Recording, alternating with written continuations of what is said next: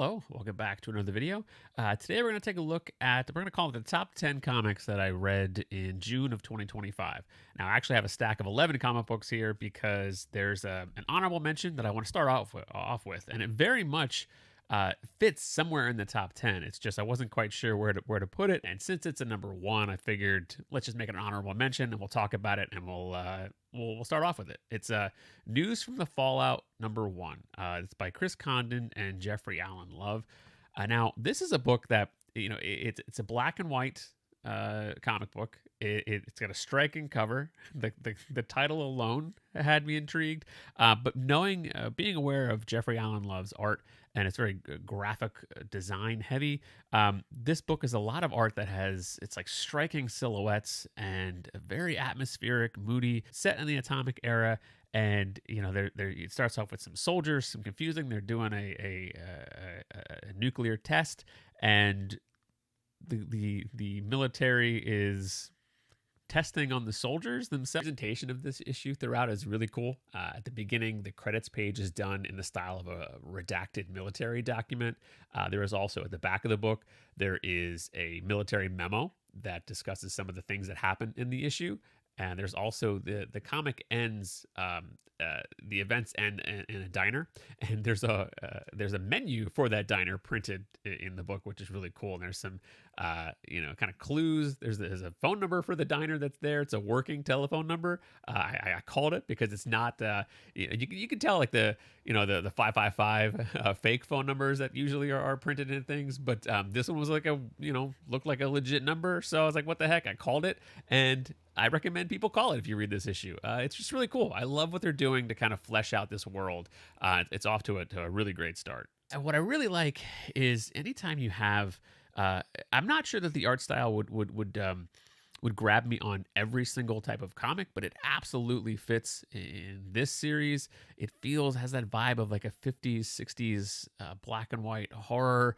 The tension of the Cold War, it's all here, and yeah, definitely one that I would recommend checking out. All right, so we'll get to the official top 10. Starting off with number 10 is Bug Wars #5. And this is written by Jason Aaron, art by Mahmoud Asrar, and continues to be strong. It's a 6-issue miniseries. More of the things are coming into play of what's going on. I've talked about it before in other videos, but it's just solid. It continues to be an entertaining read. It's one that I think is it complex? Yeah, there's some things in here that they're definitely world building, and it's interesting, but it's both serious and not serious, and that's what I like. I've talked about it before. It's like the big events of this big war that's happening in the confines of a backyard, and yeah, continues to be really, really fun. Recommend it. All right, so number 9 goes to Hyde Street #7. Now, I've talked about this series before. When the creative team that I enjoy is on it, Jeff Johns has been writing all of them, but there's been some kind of fill-in artists along the way. But Ivan Reis, when he is on the title, the issues are wonderful, and that's what I'm drawn to. That's what I want to see more of. I don't like when they're especially early on in a series when there's so many fill-in type artists. So anyway, this is another one with the matinee monster. It's kind of like their take on a Frankenstein type character. Pranky, the demented, twisted Boy Scout that is in this series, they kind of have a face-off, and there's some really other wonderful monster characters that are introduced in this issue, and pretty great. Definitely, I recommend it. I may or may not drop the series. I want to see how often they're going to be doing the artist change, and that will dictate. I'm going to check the solicitations and see a couple months in advance and see what's coming. That might dictate how many issues I pick up from the series. And then if not, I'll and then in turn, I'll probably wait. If I drop the series, I'll wait to trade, read it. Number 8 is We're Taking Everyone Down With Us #4 by Matthew Rosenberg and Stefano Landini. Another Image title, 6-issue miniseries. Continues to be really, really fun. It's hard to, I don't want to give away too many plot details, but further adventures of the little girl and her robotic companion. Lots of humor, action, spy, espionage, colorful James Bond like villains. Just so far has been pitch perfect. Really, really wonderful mix of genres, and yeah, really, really, really, really love it. So number 7 for the month goes to Exquisite Corpses number 2. This is art by Michael Walsh, written by James Tynan, and this is the book that is a kind of like a Hunger Games scenario, but instead of kids fighting, it's killers that are fighting each other.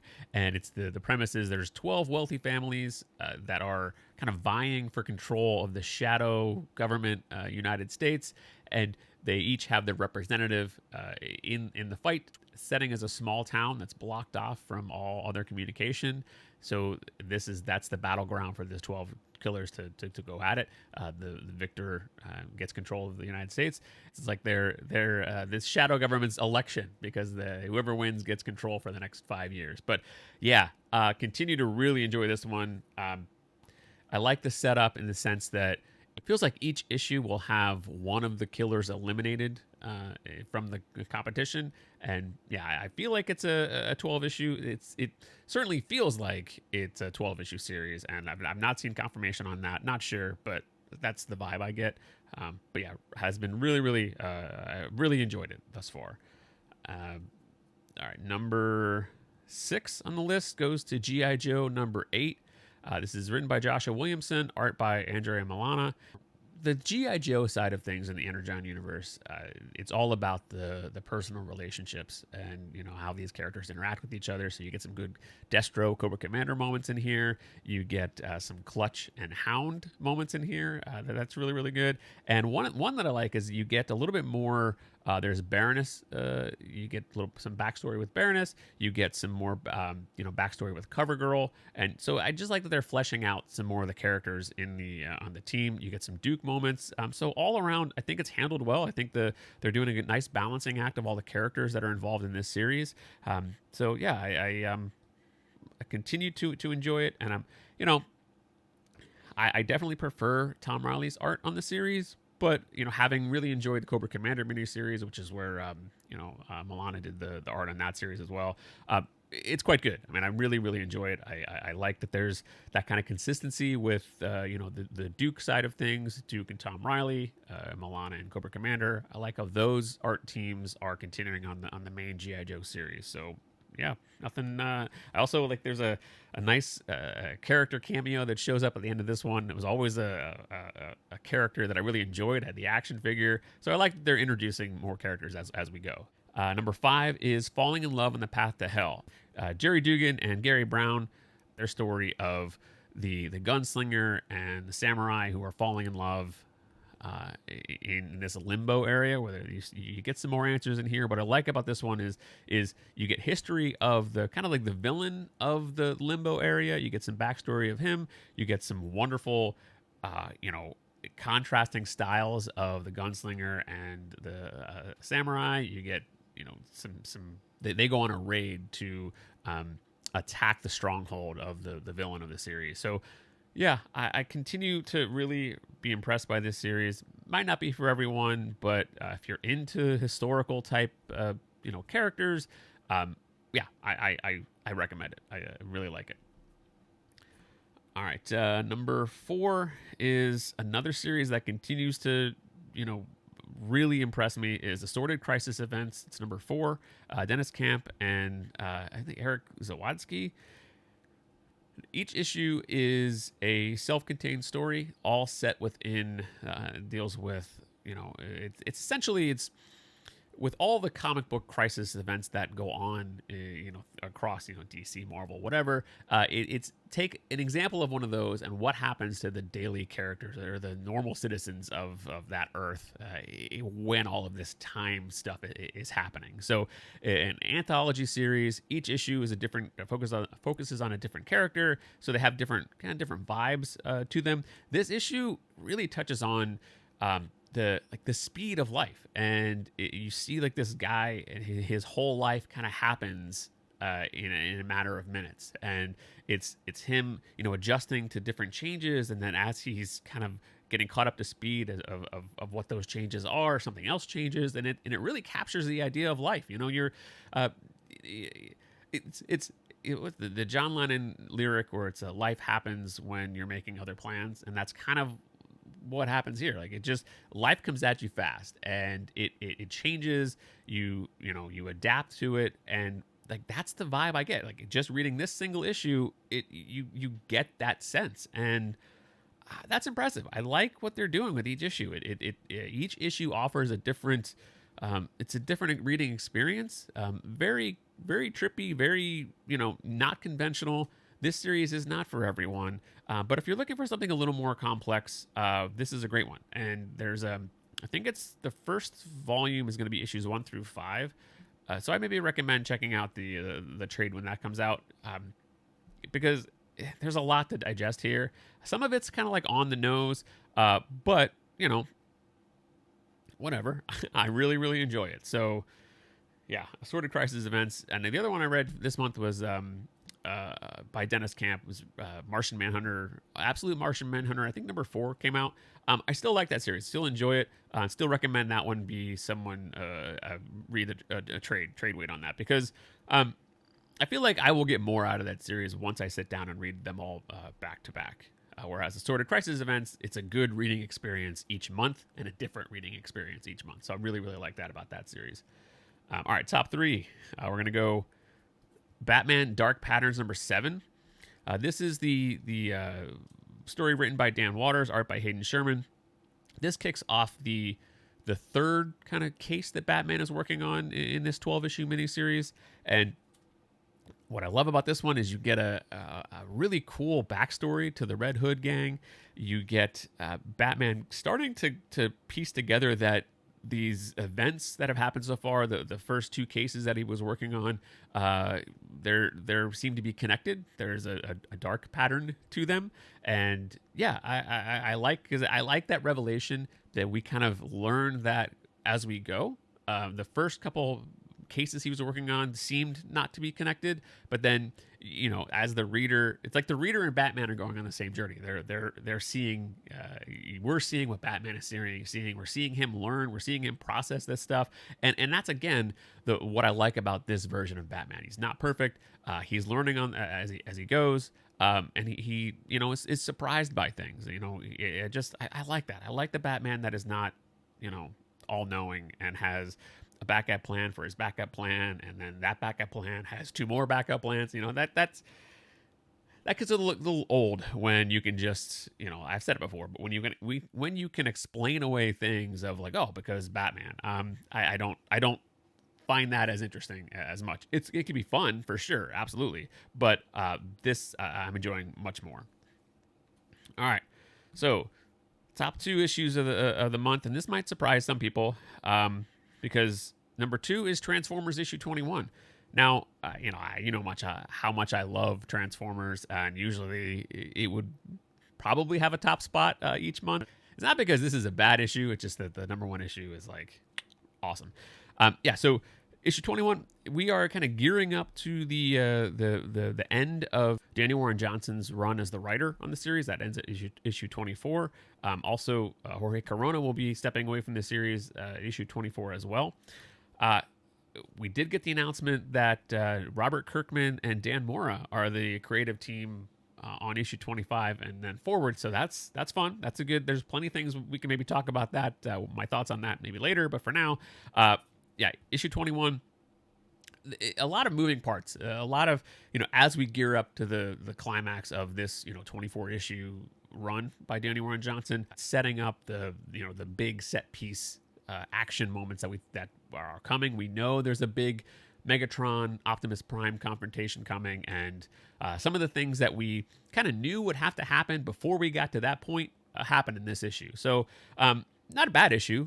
Just it doesn't kind of match up to not match up. It's just there aren't as many of the moments that like those oh wow moments. I like this issue, but coming right after issue 20, which was like one of the best issues of the series so far.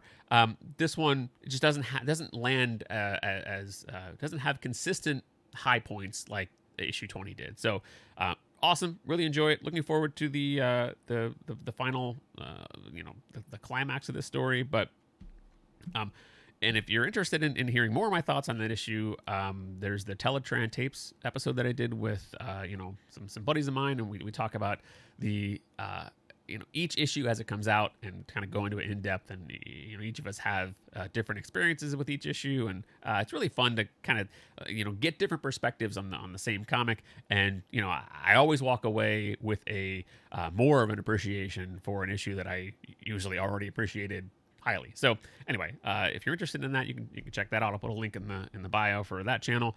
All right, and the top issue for the month for me, and yeah, it wasn't even it was. I love Transformers issue 21, but The Moon is Following Us issue 10. Moon is Following Us wrapped up the story, written by Danny Warren Johnson, art by Danny Warren Johnson and Riley Rossmo. Yeah, the final issue of the series, and the whole time I kept thinking, I hope they can stick the landing. I hope they deliver a very satisfying conclusion to the story. And holy crap, did they? Now, let me say this: like I definitely get emotional when I read comics. I can feel the emotions that are coming through, but I don't always have as much or as strong as a physical reaction as I did when reading this issue. And in this one, I legit cried. I mean, it just hit me. The story about the lengths that parents go to protect their children, the impact of those events, and yeah, this one just got me right in the feels, and I had to read it multiple times, and every time the ending of the book really it hit the same way, and that's impressive. Even when I knew what was coming, it still had that emotional impact. And hats off to both Danny Warren Johnson and Riley Rossmo, because this one is just a phenomenal. I had a really good time with it. Now, will everyone else have the same reaction to it? I don't know. We'll see.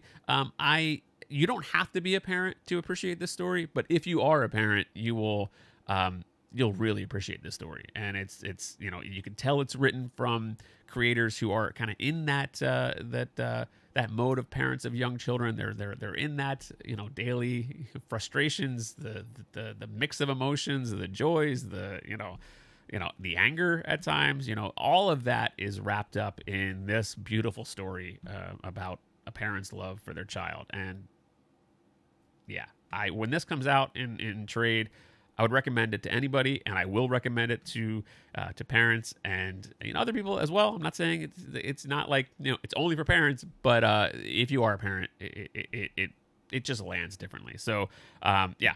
Anyway, that was a good solid month of comics. There are some other issues that I bought. I've dropped off some series. I just feel like I don't necessarily need to talk about every single issue that I read, because there's some things, and sometimes I maybe skip a month talking about a series, let some events develop, and then I can have more of an informed opinion on where the series where they're going. But yeah, I thought we'll try a top 10 format. So whatever. All right. So anyway, thank you very much for watching this one, and I will see you soon.